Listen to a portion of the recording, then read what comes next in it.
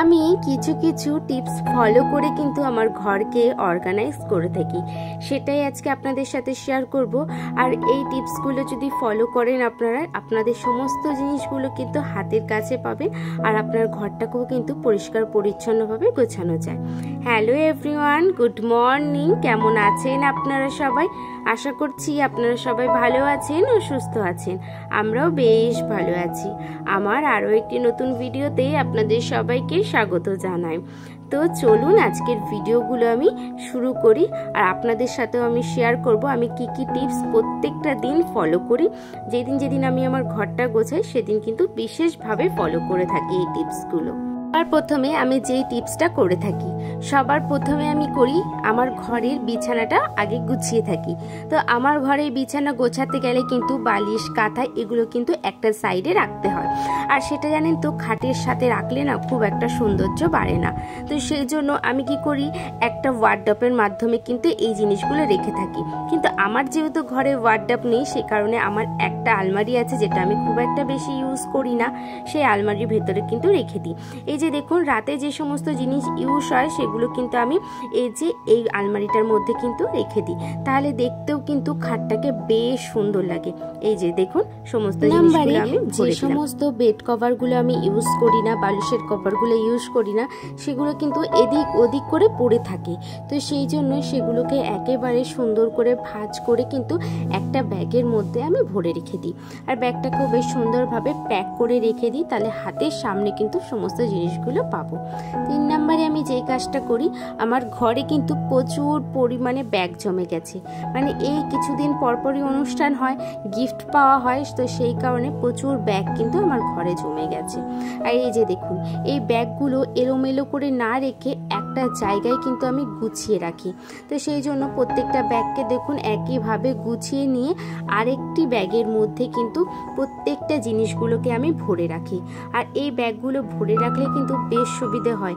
হাতের সামনে যখন কোনো জিনিস প্রয়োজন হয়, মানে কোনো একটা ব্যাগ আমার দরকার হবে, হাতের সামনে কোনো ব্যাগ নেই, তখন কিন্তু আমি এই ব্যাগটার থেকে বের করে এই ব্যাগগুলো ইউজ করতে পারি।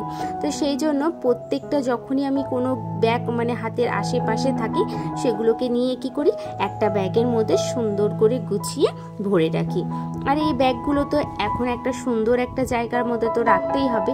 সেই জন্য দেখুন, আমার পুরনো শোকেজের একটা ওয়ার্ডরোব মানে একটা খাপ কি করেছি, এই সমস্ত মানে যেগুলো আমার ইউজ হয় না, খুব কম ইউজ করতে হয়, সেই জিনিসগুলোকে ভরে রেখেছি।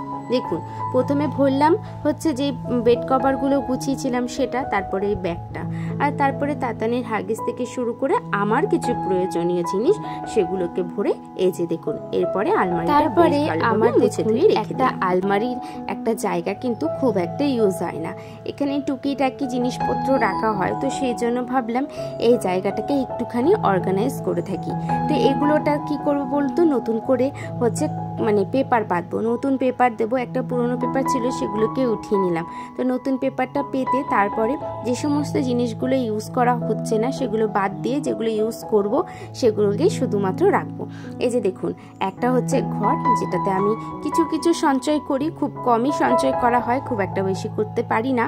তো আর এটা হচ্ছে কিছু ডায়েরি। আমার যেহেতু ডায়েরি লেখার খুব শখ, সেই জন্য আমার ঘরে ডায়েরি প্রচুর পরিমাণে পাওয়া যায়। তো এদিকে দেখুন, এই সমস্ত ডায়েরিগুলো, এই যে জিনিসগুলো যেগুলো খুব একটা বেশি ইউজ করা হয় না, সেগুলো কিন্তু আমি এই সাইডটাতে রেখে দিলাম বেশ সুন্দর করে সাজিয়ে। তো দেখুন, তারপরে আমাদের কিন্তু ঘরে প্রত্যেকটা পরিবারে কিন্তু ওষুধের পরিমাণটা প্রচুর পরিমাণে বেশি। আমার বাড়িতে যেরকম তাতানের ওষুধে আমার ঘরটা পুরো ভর্তি, যেখানেই দেখবেন শুধু তাতানের ওষুধ। আর তাতানে যে ওষুধগুলো আমার ডেলি ইউজ হয় না সেগুলোকে কি করছি, আমি এখানে রেখে দিচ্ছি। আর যেইগুলো আমার ডেলি ইউজ হয় সেগুলোকে দেখুন একটা সাইড ধরে রাখবো। এই যে কত পরিমাণে ওষুধ, দেখুন বাচ্চার ঘরে এত পরিমাণে ওষুধ থাকাটাই খুবই স্বাভাবিক। তো সেটাকেও গুছিয়ে রাখাটা আমাদের দায়িত্ব। যে দেখুন, একটা জায়গায় আমি সুন্দর করে গুছিয়ে রাখলাম। তারপরে আমার কিছু প্রয়োজনীয় জিনিস যেগুলো আমি হাতের সামনে খুব একটা খুঁজে পাই না। আমাদের মেয়েদের কিন্তু সবথেকে প্রয়োজনীয় জিনিস হচ্ছে ক্লিপগুলো কিন্তু এদিক ওদিক পড়েই থাকে। সেই জন্য আমি একটা কাজ করি, একটা বক্স নিয়ে নিয়েছি। এই বক্সের মধ্যে সমস্ত চুলের যে সমস্ত প্রয়োজনীয় জিনিস সেগুলো রেখেছি, গার্ডার রেখেছি। আর এই যে কাটা ক্লিপ কিন্তু পাওয়া সব থেকে বেশি মুশকিল। আর সাইড ক্লিপ, এই দুটো জিনিস কিন্তু আমার প্রচুর পরিমাণে হারায়। ওই একবার করে ইউজ করি, তারপরে যে কোথায় রাখা হয় আর খুঁজে পাই না। ওই কারণে কিন্তু আমি এই বক্স সিস্টেমটা করে রেখেছি। এই বক্সের মধ্যে বেশ ভালোভাবে রাখা যায়। তো 8 নাম্বার টিপস হচ্ছে, আমাদের কিন্তু মেয়েদের একটা সমস্যা সেফটি পিন একবার ইউজ করার পরে কোথায় রাখা হয় বোঝা যায় না। তো সেই জন্য একটা বক্সের মধ্যে সেফটি পিন, যে সমস্ত চাবি আমার প্রয়োজন সেগুলো রেখে দিয়েছি। এইভাবে কিন্তু আপনারাও গুছিয়ে রাখতে পারেন, তাহলে কিন্তু সমস্ত জিনিসই হাতের সামনে আপনারা পেয়ে যাবেন। আর আপনাদের তো মনে থাকবেই। তো এই যে এদিকে দেখুন, আমার ঘরে প্রচুর পরিমাণে সিঁদুর আলতা জমা হয়েছে। তো সেইগুলোকে ইউজ তো খুব একটা করা হচ্ছে না, ওই জন্য কি করছি, একটা সাইডে রেখে দিয়েছি। সিঁদুরটা আমি প্রচুর ইউজ করতে হয়, আর আলতাটা খুব একটা আমি ইউজ করি না, ওই কারণে আলতাটাও কিন্তু অনেকটা বেঁচে রয়েছে। আর দুর্গাপুর গেলে, বাপের বাড়িতে গেলে সিঁদুর আলতাটা আমার আসেই প্রত্যেকটা বাড়ি, ওই কারণে জমতে এখন প্রচুর পরিমাণে জমে যাচ্ছে। এই যে দেখুন, কথা বলতে বলতে আমার কিন্তু এই শোকেসটাও সুন্দর করে সাজিয়ে রেখেছি। সব একটা স্টেপ বাই স্টেপে থাকে কিন্তু রাখা হয়েছে। তো দেখুন, টিপস নাম্বার 9। এরপরে আপনার ঘরে কিন্তু প্রয়োজনীয় অনেক ওষুধ থাকে, যেগুলো আপনারা হাতের সামনে অনেক সময় পাবেন না। বাচ্চার ঘর হলে তো পাওয়া একেবারে মুশকিল, সেই কারণে এই একটা বাক্সের মধ্যে আমি প্রত্যেকটা ওষুধ রেখে দিয়েছি। আর আমার যেহেতু একটা তাতানের ওষুধের র্যাক আছে, ওই কারণে কিন্তু আমি এই যে দেখুন, 3 জনের ওষুধ 3টে ভাগে রেখেছি। মিডিলটাতে আমার সমস্ত ক্রিম ওষুধ রাখা হয়েছে, নিচেরটাতে তাতানের সমস্ত জিনিসপত্রগুলো রাখা হয়েছে, আর তার উপরে আমার তাতানের কিন্তু ওষুধ রাখা হয়েছে। ওষুধ বলতে ক্রিম, তাতানের কিছু প্রয়োজনীয় জিনিস, সেইগুলো দেখুন বেশ সুন্দর করে সাজিয়ে রেখেছি। আর এগুলো কিন্তু হাতের সামনে টুক করে পেয়ে যাব। এরপরে আমি সমস্ত ঘর বাড়িকে ঝেড়ে নেব। এই যে একটা সাইড করে ঝেড়ে নিলে কিন্তু বেশ সুবিধে হয় সমস্ত কাজবাজগুলো করার জন্য। প্রথমে আমি একটা দেয়াল ঝেড়ে নিয়েছি, তারপরে আরেকটা দেয়াল কিন্তু ঝেড়ে নিচ্ছি। আর সপ্তাহের মধ্যে যদি প্রত্যেক সপ্তাহে একটা দিন করে সময় বের করা যায়, আমি কিন্তু পুরো ঘরটাকে মুছে চলে এসেছি আমার ঘরের ফ্যানটা পরিষ্কার করতে। এই ফ্যানটা কিন্তু গরমের দিনে প্রচুর একটা হেল্পফুল জিনিস। কারণ কি, এই যে দেখুন, ফ্যানের কিন্তু প্রত্যেকটা প্লেটে এতটা পরিমাণে ধুলো পড়ে গেছে, যেই কারণে ফ্যানের হাওয়াটা কিন্তু কমে যাচ্ছে। তো সেই জন্য আজকে ভাবলাম ফ্যানটাকে পরিষ্কার করি, এত গরমে আর থাকা যাচ্ছে না। ওই যে ফ্যানটা পরিষ্কার করে চলে এসেছি আলমারির ওপরটা, আলমারিটাকেও পরিষ্কার করে নিয়েছি। তো তারপরে চলে এসেছি আমার শোকেসটাতে 2 দিন আগে পরিষ্কার করেছি, ওই জন্য উপর থেকেই ভালোভাবে ঝেড়ে নিচ্ছি, যেই ধুলোগুলো পড়েছে সেগুলো যাতে উঠে যায়। এই যে দেখুন, প্রত্যেকটা টেডির ওপরটা পরিষ্কার করে চলে এসেছি পুরনো শোকেসটা এবারে গুছিয়ে নেব। ফুলের টপগুলোকে সরিয়ে নিয়েছি, আর সরিয়ে এই যে মুছে নিচ্ছি সমস্ত জিনিসগুলোকে। আর জানেন তো, সপ্তাহের মধ্যে এই জিনিসগুলো করে থাকলে কিন্তু আপনার ঘর এতটা ঝকমক করবে যে আপনি দেখলেই বুঝতে পারবেন। আর আমি ওই কারণে প্রত্যেক সপ্তাহে কিন্তু একটা দিন সমস্ত কাজগুলো করে থাকি। এরপরে কিন্তু জানলাটাও পরিষ্কার করে নিয়েছি। যেহেতু ঝুল ঝেড়েছি, সেই জন্য বেডশিটটাও তুললাম, আর তোষকটা একটা তুলে আলাদা জায়গায় রেখে দিয়েছি। এরপরে দেখুন, সব থেকে ইম্পর্টেন্ট জিনিস বাচ্চারা বাড়িতে থাকলে, এই যে ঘরের খাটের তলাটা একদম জংলা থাকবে। সপ্তাহে আপনি 2 দিন করুন, 3 দিন করুন, 4 দিন করুন, যতদিনই করুন না কেন, কিন্তু এই জিনিসটা থাকবেই নোংরাটা। আমি কিন্তু গোনা 2 দিন আগে করেছি, 2 দিন পরের অবস্থাটা দেখুন একবার কি পরিমাণে নোংরা হয়েছে। এরপরে খাটের ওপরটা আমি একটুখানি মুছে নিচ্ছি, কারণ কি এই জায়গাটা তো নোংরাটা অনেক সময় বসে থাকে, সেই জন্য পুরো খাটটাকে বেশ ভালোভাবে ঝেড়ে পরে প্রত্যেকটা পর্দাগুলো কিন্তু বেশ ভালোভাবে ছাড়তে হবে। যদি প্রত্যেকটা পর্দা না ছাড়া হয়, তাহলে কিন্তু নোংরাগুলো পর্দাতেও বসে যায়, আর দেখতে কিন্তু খুব একটা ভালো লাগে না। এদিকে পর্দাটা আমার ছাড়া হয়ে গেছে, তারপরে চলে এসেছি ঘর বাড়িটাকে পরিষ্কার করতে। এই যে ঘরটাও ঝাড় দিয়ে নেবো। ঘরটা ঝাড়ার সাথে সাথে ঝাড় দিয়ে নেবো হচ্ছে জানলার দরজাগুলোও তো নোংরা হয়, তাই না বলুন? তো দরজাগুলোকেও কিন্তু ওই ঝাঁটাটা দিয়ে ভালোভাবে ঝেড়ে নিলাম। তো এই দিয়ে দরজা ঝাড়ার পরে তারপরে পুরো ঘরটাকে হচ্ছে যে পরিষ্কার করে নিচ্ছি ঝাড় দিয়ে। আর জানেন তো, ঘর ঝাড় দিতে গিয়ে দেখুন 2-3টে ঝাঁটা নিয়ে চলে এসেছি। কি করব বলুন, একটা তো হাতে পাচ্ছিলাম না, সেই জন্য। তো তারপরে এরপরে প্রত্যেকটা ঘর যেহেতু ঝাড় দেওয়া হয়ে গেছে, এই জন্য ঘরগুলোকে এবারে মুছে নিচ্ছি।